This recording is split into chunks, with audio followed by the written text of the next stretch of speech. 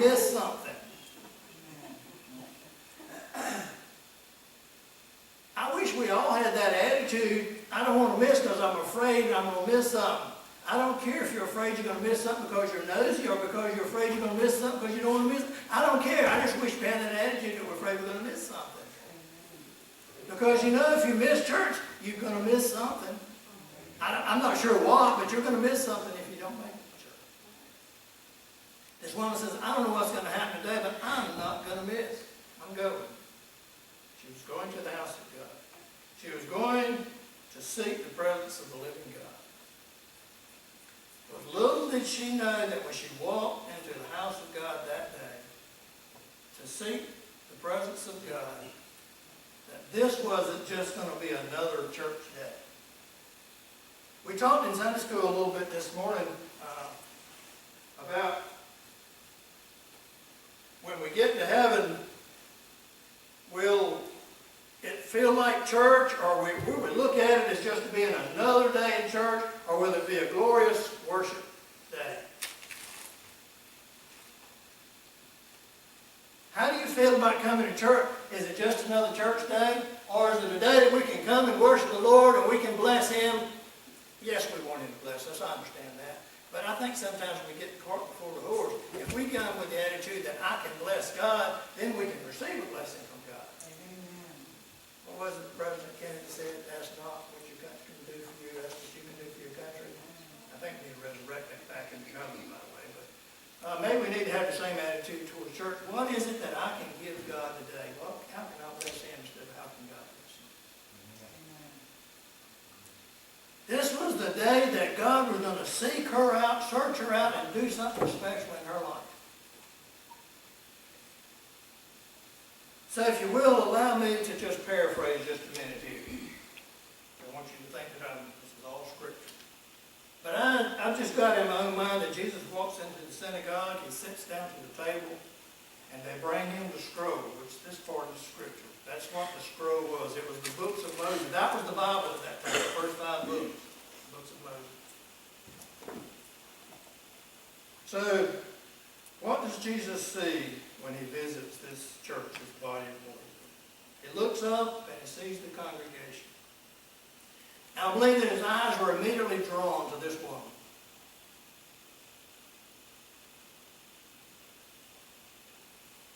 That's the way it is with Jesus. He seeks those who are hurting first. That doesn't mean that He doesn't search us and He doesn't seek for us, but He always seeks and searches for those that are hurting first. So He sees her nearly bent over double, and He knows the pain that she must be in. And I think what's as important in this lesson as anything is when He sees this woman, all of a sudden the scroll wasn't important anymore. You're saying the Word of God's not important anymore, preacher? It's not what I said.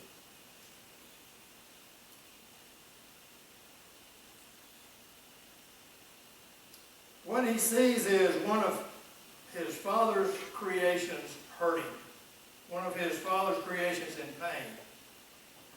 And I don't know, maybe His eyes filled with tears. Remember, He's in human form. He knew the hardship, He knew the pain, He knew the suffering that this woman must be going through. So He's filled with compassion.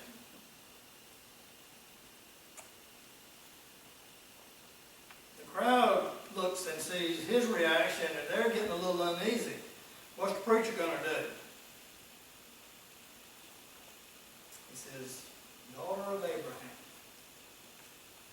come to me. The woman, remember, she can't see Him.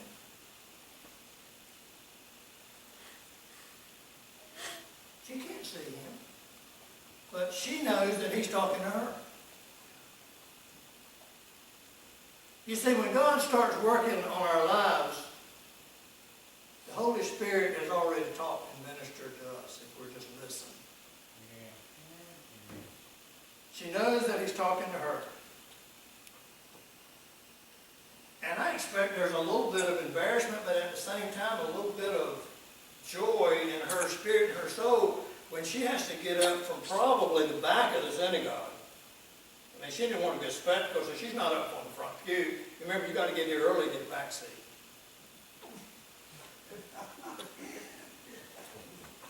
So she makes her way all the way to the front.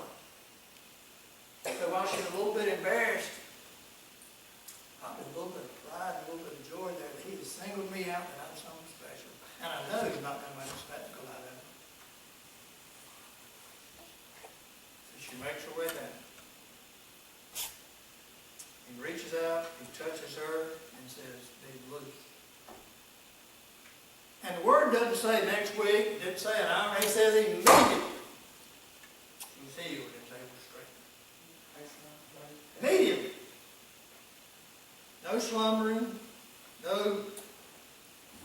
I don't know how it is with all of you in here. I got a real good feeling how it is with most of us. So when we get up in the morning, we have to take a few steps, and the further we go, the straighter we get. And we'll, you know, right? Everybody know what I'm talking about? Ray, you know what I'm talking about? She didn't have to do this. Immediately she was straight, no stretching. And the word doesn't say something. I kind of got the feeling that she just kind of, praise the Lord, I'm healed, I'm fine, I can stand up. Forget the running and I can stand straight. I mean, what a wonderful experience for this woman. 18 years she's not been able to see the ceiling.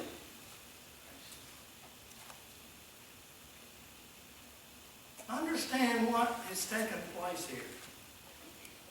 Satan had this woman bound. She was afflicted by evil satanic forces. Preacher, how do you know that? Listen, what does the word say?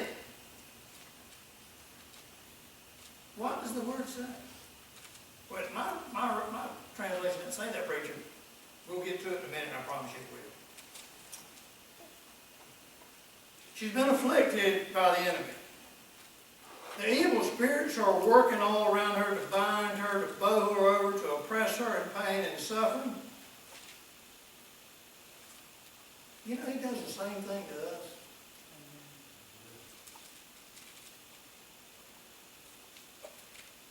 I believe that if God for 1 second, and I'll just use that time period, 1 second, would take the spiritual blinders off of us, I'm not sure that even for 1 second we could stand to see all the evil forces that are all working around us. Remember, we're told in the book of Ephesians, put on the whole armor of God. We're not fighting against flesh and blood, but against principalities, the evils of this air.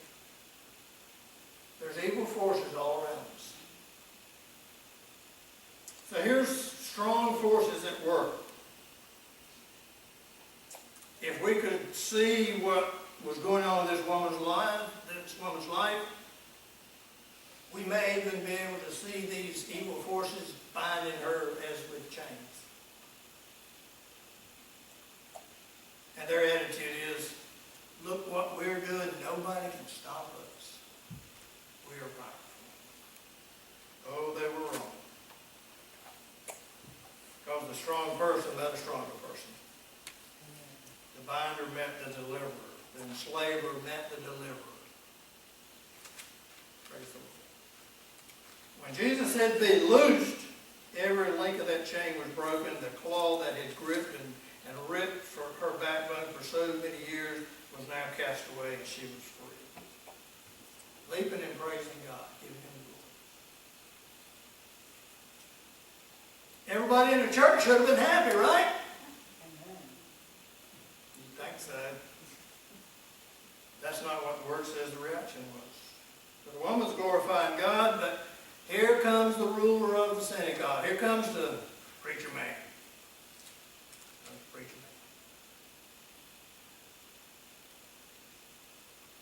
Instead of rejoicing, he's hopping mad, to put it in southern terms. Anybody ever been hopping mad? He was hopping mad. I mean, he turns to the crowd, he turns to the woman and looks at you. What are you doing? What are you doing here?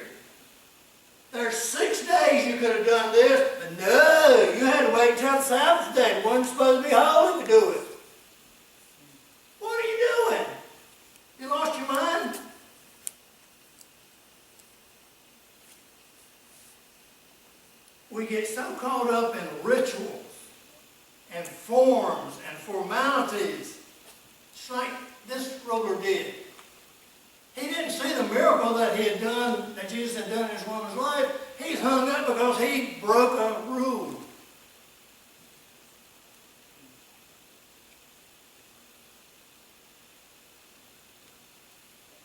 What he really saw was something that disagreed with what he believed, the way he believed. He missed the miracle because supposedly a law had been broken. I mean, he's sitting there thinking, God doesn't work like this. That's not the way God works. God doesn't work that way. Jesus came there to teach them about God. What?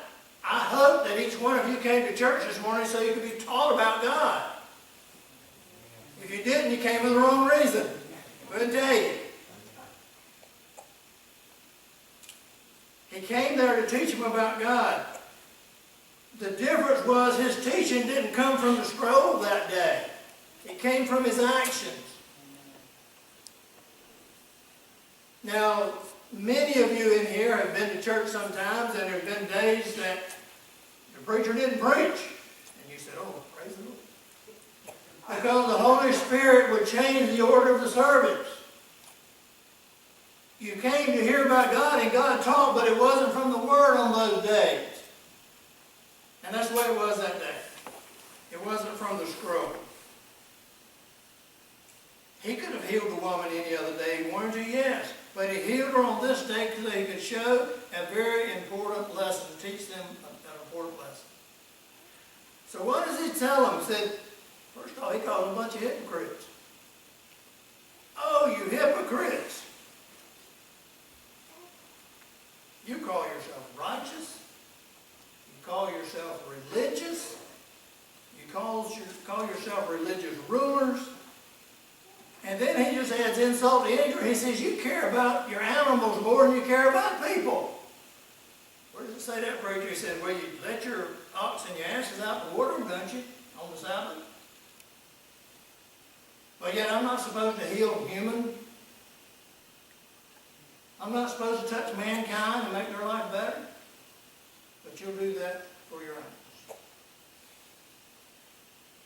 So you prefer to leave this woman bent over and in pain and suffering because it's on the Sabbath than for me to reach down and touch her. Once again, Jesus is trying to tell them that people are more important than rules. When we get it up here and take it from here to there, that every person we see is a person, a soul that's going to spend eternity either in heaven or in hell, it will change our outlook on the way we see people. Oh, don't get me wrong, I know I'm just like you are. It's easy to walk down the street or go in the grocery store or Walmart's or the car dealers or wherever it is, and there's a person. I understand that. But if somehow we can get it from here to there that they are going to spend eternity one place or the other, it will change the way we deal with people. God, in this instance, is more concerned, and with us today, He's more concerned about ministering to people than He is about traditions and customs and poorly understood laws. You ever stop and ask yourself why there's so many denominations in the world? Because of man's laws is the short answer. Everybody's coming to church and these people say, well, I don't think we ought to do this. I think we ought to do this. They're not going to change. Well, let's go over here and start our own.